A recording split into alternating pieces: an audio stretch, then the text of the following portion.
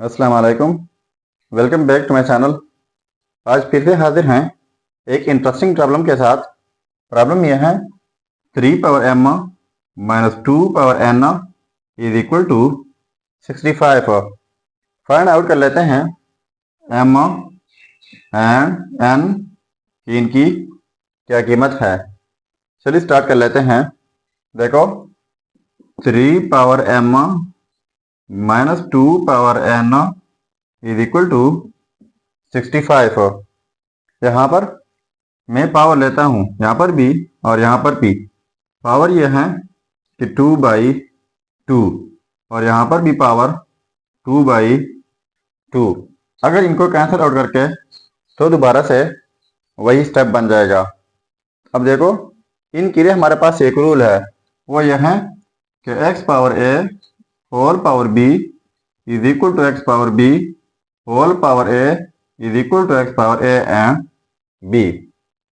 इसका मतलब यह है कि अगर किसी बेस के ऊपर दो पावर्स हों तो उन पावर्स का आप एक्सचेंज भी कर सकते हैं और वो पावर प्रोडक्ट भी होते हैं।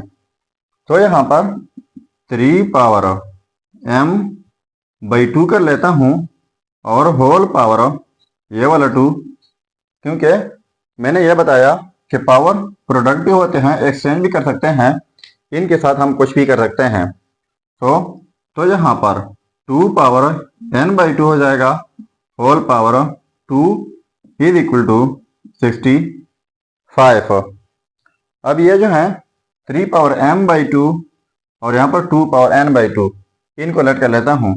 तो let a is equal to 3 power m/2 और b is equal to 2 power n/2। इनको हमने लेट किया।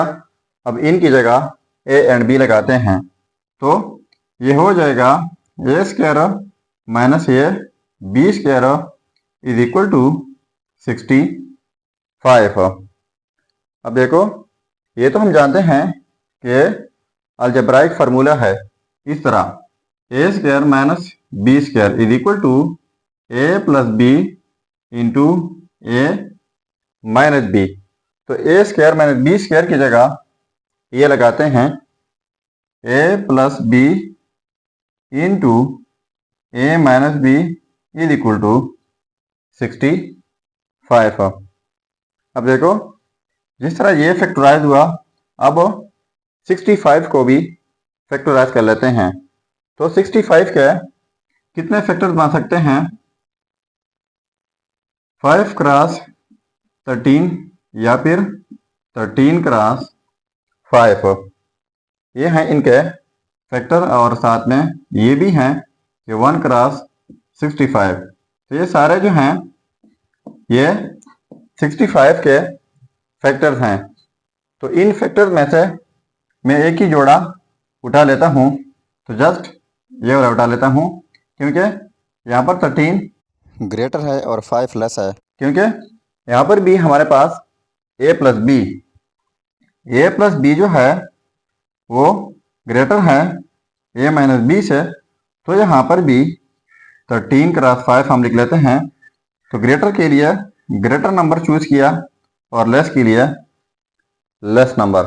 ठीक है, तो इनको कंपेयर कर लेते हैं।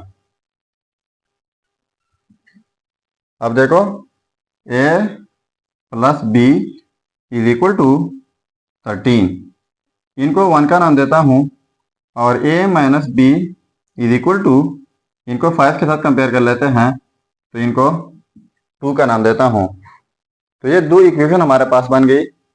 अब इन दोनों इक्वेशंस को मैं ऐड कर लेता हूँ कि इनको ऐड करने से क्या आता है। तो देखो a प्लस a, ये 2a हो जाएगा, प्लस b नेगेटिव b, ये कैंसिल आउट हो जाएंगे, इज इक्वल टू 13 प्लस 5, ये 18 हो जाएगा। अब बोथ साइड्स डिवाइड बाई 2 कर लेते हैं। यहाँ पर डिवाइड बाई 2, यहाँ पर डिवाइड बाई 2, कैंसिल आउट हो जाएंगे, a इज इक्वल टू 9 हो जाएगा। ये आ गई हमारे पास a की कीमत। अब यही a अगर इक्वेशन 1 में पुट कर लें तो हमारे पास b की कीमत आ जाएगी। तो ये a पुट कर लेते हैं इन 1। So 9 plus b is equal to 13, so b is equal to 13 minus 9, तो यह हो जाएगा 4, so b is equal to 4। अब देखो ये a एंड b ये वैल्यू हमारे पास आ गई और ये हम लेट b कर चुके हैं यहाँ पर, ठीक है। तो अब a एंड b की कीमत पुट कर लेते हैं, तो हमारे पास m एंड n की कीमत आ जाएगी। तो पुट कर लेते हैं। अब देखो a एंड b की कीमत पुट कर लेते हैं। a की कीमत है 9 is equal to 3 power m by 2 और b की कीमत है 4 is equal to 2 power n by 2, ठीक है।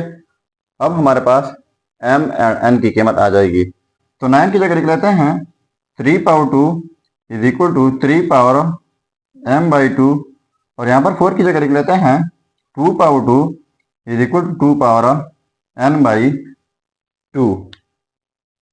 अब इनके लिए हमारे पास एक रूल है, वो यह है कि x power a is equal to x power b हो, यानी जब सेम बेसिस हो, डिफरेंट पावर हो, बीच में इक्वलिटी हो, तो इस सूरत में पावर जो हैं वो इक्वल होते हैं। तो यहाँ पर भी सेम बेसिस हैं, यहाँ पर 3 है, यहाँ पर 3 है, तो पावर तो इक्वल हो जाएंगे। 2 is equal to m by 2 और यहाँ पर भी इस तरह सेम बेसिस है 2, तो पावर इक्वल हो जाएंगे। 2 is equal to n by 2, ठीक है। तो यहाँ पर मल्टीप्लाई बाई 2, यहाँ पर मल्टीप्लाई बाई 2, तो ये 2 और ये 2 कैंसिल आउट जाएंगे, तो ये हो जाएगा 4 इज इक्वल टू m। तो ये आ गई m की कीमत, ठीक है। यहाँ पर भी मल्टीप्लाई बाई 2 कर लेते हैं, यहाँ पर भी मल्टीप्लाई बाई 2, ये कैंसिल आउट जाएंगे, तो यहाँ पर भी m जो है वो हो जाएगा 4। तो ये आ गए m एंड n की कीमत। ये है हमारे रिजल्ट्स। अब अगर इन रिजल्ट्स को हम चेक करना चाहें कि वाकई ये रिजल्ट्स ठीक है या गलत हो, तो यहाँ पर मेन प्रॉब्लम में m एंड n की कीमत पुट करके अगर इनसे 65 आता है तो हमारा रिजल्ट ठीक होगा। चलिए अब चेक कर लेते हैं।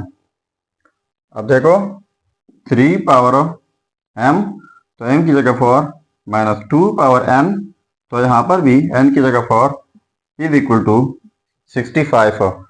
तो 3 पावर 4 का मतलब है 4 टाइम्स 3, तो ये हो जाएगा 81। 4 टाइम्स 2, तो इसका मतलब है 16 इज इक्वल टू 65। तो इनको माइनस करके ये हो जाएगा 65 इज इक्वल टू 65। अब देखो ये आपस में सेम आ गए, तो इसका मतलब ये हुआ कि m is equal to 4, n is equal to 4। ये रिजल्ट्स 100% ठीक है। अगर चैनल पर नए हैं तो सब्सक्राइब कीजिएगा। मिलते हैं नेक्स्ट वीडियो में। अल्लाह हाफिज़।